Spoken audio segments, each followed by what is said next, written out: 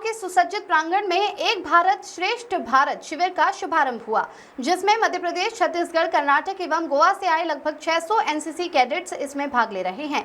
शिविर का उद्घाटन NCC group commander brigadier Sanjeev द्वारा किया गया। अपने प्रेरणादायी संबोधन में उन्होंने कैंडिडेट्स का हार्दिक स्वागत करते हुए उन्हें अनुशासन, एकता और राष्ट्रभक्ति के मार्ग पर चलने की प्रेरणा दी। उन्होंने कहा कि राष्ट्रीय एकता ही हमारे देश की सबसे बड़ी शक्ति है और इस शिविर का उद्देश्य इसी भावना को सुदृढ़ करना है। शिविर की विशेषताएं: एक भारत श्रेष्ठ भारत की थीम के अंतर्गत विविध सांस्कृतिक कार्यक्रमों, समूह चर्चाओं एवं शैक्षणिक गतिविधियों का आयोजन होगा, जिससे विभिन्न राज्यों के कैडेट्स एक दूसरे की संस्कृति, भाषा और परंपराओं को निकट से समझेंगे। कर्नाटक, गोवा और इंदौर के एसोसिएट एनसीसी अधिकारी कैडेट्स को विशेष प्रशिक्षण और मार्गदर्शन देंगे। चमेली देवी समूह संस्थाएं कैडेट्स के लिए उत्कृष्ट आवास, भोजन, प्रशिक्षण एवं सांस्कृतिक आयोजन की सुविधाएं उपलब्ध करा रही है। शिविर अवधि और कार्यक्रम: ये शिविर 26 सितंबर से 6 अक्टूबर तक संचालित होगा, जिसके दौरान समाज के प्रतिष्ठित गणमान्य व्यक्ति कैडेट से संवाद कर उन्हें प्रेरित एवं शिक्षित करेंगी। शिविर में नेतृत्व, विकास, टीम भावना, देशभक्ति और सामाजिक उत्तरदायित्व जैसे विषयों पर विशेष सत्र आयोजित किए जाएंगे। शिविर के माध्यम से न केवल कैडेट्स को प्रशिक्षण और अनुभव मिलेगा, बल्कि उन्हें राष्ट्रीय समरसता एवं एकता के भाव को सुदृढ़ करने का अमूल्य अवसर भी प्राप्त होगा। रमन रायकवार की रिपोर्ट। भारत श्रेष्ठ भारत अभियान के अंतर्गत एनसीसी कैडेट्स का एक कैंप चमेली देवी कॉलेज में ऑर्गेनाइज किया गया है। क्या कहना चाहेंगे, किस तरह से देखते हैं इस कैंप को आप? मैं कहना चाहूँगा इस बारे में कि ये इससे हमारे जो कैंपस का जो इन्वायरमेंट है, एटमॉस्फेयर है, वो वाइब्रेंट हुआ है।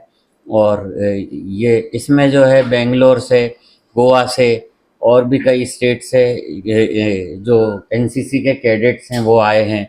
इसके अलावा जो उन कैडेट्स के जो सीनियर जो कर चुके एनसीसी, वो हमारी भाषा में उनको एलुमनाई कहेंगे, तो वो लोग भी यहाँ आए। और वो सभी जो सीनियर कैडेट हैं ऑलरेडी इन लोगों को गाइडेंस कर रहे हैं, वो फॉरेन विजिट करके आए और वहाँ पे भी ट्रेनिंग दे के आए। सर ये तो उन सब का अनुभव बहुत अच्छा रहा जी। सर ये कल्चरल एक्सचेंज प्रोग्राम भी होता है एक तरह से, विभिन्न राज्यों के एनसीसी कैडेट्स। हाँ, एग्जैक्टली। और मालवा की परंपरा के अनुसार चमेली देवी कॉलेज ने बहुत अच्छा होस्ट किया है इस पूरे आयोजन को। हाँ, क्या कहना चाहेंगे, इसकी भी तारीफ हो रही है? हाँ, मैं बताना चाहूँगा, ये आपका बिल्कुल सही बात कही है आपने। और ये हमारे कॉलेज के लिए भी एक गौरव की बात है कि हमको एनसीसी और जो कमांडर कर्नल हैं, कमांडर हैं और ब्रिगेडियर साहब जो है, इन्होंने हमारे कॉलेज को सिलेक्ट किया इस काम के लिए। और साथ ही साथ ये भी बताना चाहूँगा कि उनको हमने सभी चीज़ें प्रोवाइड कराई हैं। जो बेसिक फैसिलिटी होती है, इंफ्रास्ट्रक्चर है, वो सब हमारे ग्रुप ने प्रोवाइड किया है। और इस सब में ये बताना चाहूँगा कि हमारा जो मैनेजमेंट है, खासकर श्री विनोद कुमार अग्रवाल, संजय अग्रवाल सर, अनुषा अग्रवाल मैडम, इन्होंने जो है पूरा सपोर्ट किया है मेंटेनेंस स्टाफ को, क्योंकि काफ़ी संख्या में इनके कैंडिडेट्स डिफरेंट स्टेट से आए हैं, तो उन सब के लिए एक बड़ी व्यवस्था होती है। तो जिसका मैनेजमेंट को हमको खास सपोर्ट रहा इस इवेंट को करने के लिए, एक भारत श्रेष्ठ भारत। तो ये साथ ही साथ जो है एनसीसी की एक जो गर्ल्स के लिए एक यूनिट होती है, वो यूनिट हमको मिली है उनसे। सर एक जानकारी मिली है कि कॉलेज में एनसीसी नहीं है, उसके बाद भी आप लोगों ने तो बहुत अच्छी व्यवस्था की। हाँ, आगामी समय में क्या कॉलेज भी एनसीसी प्रोवाइड करेगा यहाँ पर क्या? हाँ, हमको एनसीसी उन्होंने दे दिया है, एनसीसी का फीमेल का ओपन करने का। और हमने लगभग 200 बच्चे अभी करके उनको प्रोवाइड किए हैं, जिनमें से वो 25 का एक बैच बनाएंगे। तो इसी तरह से ईयर बाय ईयर हमारे बैच बढ़ते जाएंगे। और ऐसा सोच है कि 2 साल में 300 एक स्टूडेंट की एक यूनिट होगी हमारी एनसीसी। सर आपका परिचय दीजिए। मैं डॉक्टर मनीष श्रीवास्तव हूँ और principal Chameli Devi group of engineering college. Sir एक भारत श्रेष्ठ भारत अभियान के अंतर्गत एनसीसी कैडेट्स का एक कैंप मालवा मध्य प्रदेश में आयोजित हो रहा है चमेली देवी कॉलेज में। विभिन्न राज्यों से एनसीसी कैडेट्स में आए, क्या कहना चाहेंगे, क्या उद्देश्य रहता है इस तरह के कैंप का?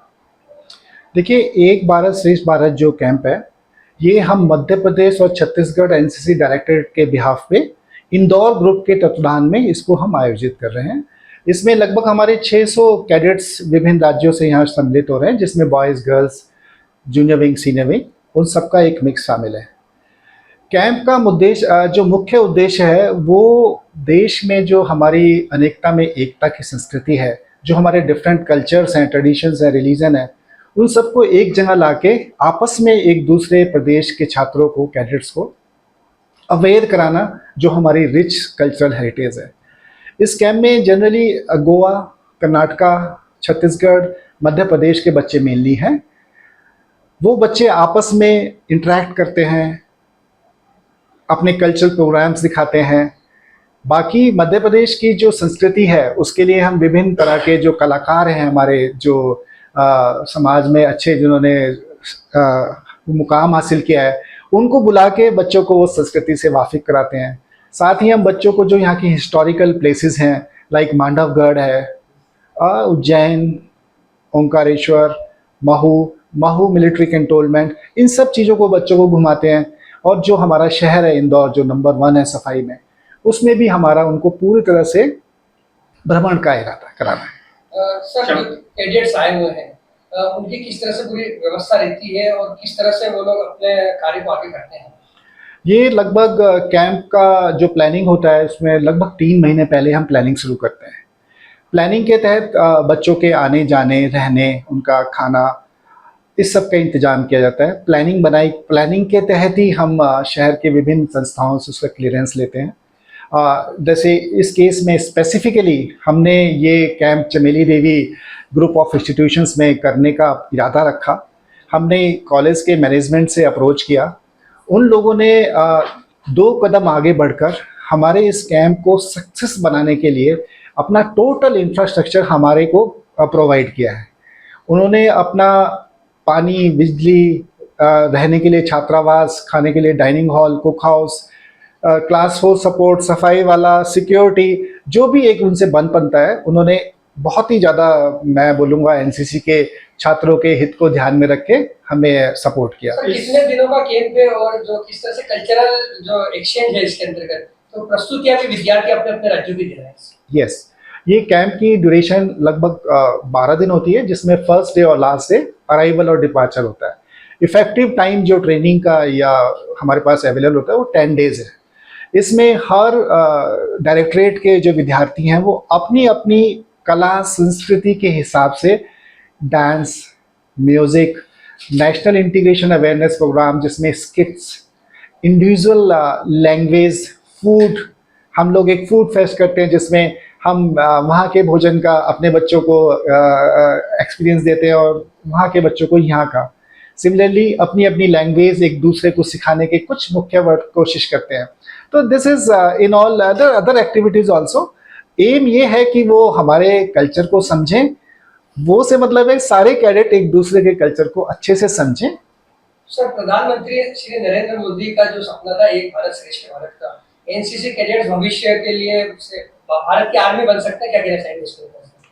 एनसीसी कैडेट भविष्य में भारत की आर्मी बन सकते हैं, ये क्वेश्चन सही नहीं है। आज की तारीख में जो हमारे एनसीसी कैडेट्स हैं वो भारत की आर्मी हैं। वो इस काबिल हैं कि आप उन्हें कोई भी कार्य दीजिए, जितनी कर्तव्य निष्ठा से एक आपकी आर्मी काम करती है, उसी कर्तव्य निष्ठा से, उसी मनोबल से और उसी प्रयत्न से हमारे एनसीसी कैडेट खड़े रहते हैं और तत्पर हैं। मैं कर्नल राजेश मिश्रा हूँ।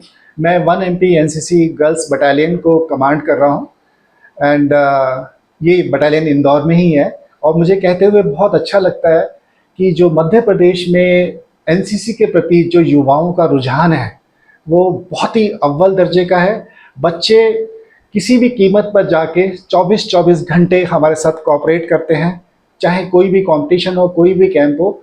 लास्ट ईयर हमारा MPCG RD परेड की उसमें 3rd आया था। इस बार हम कोशिश कर रहे हैं उसको खींच के 1st लाने। Thank you.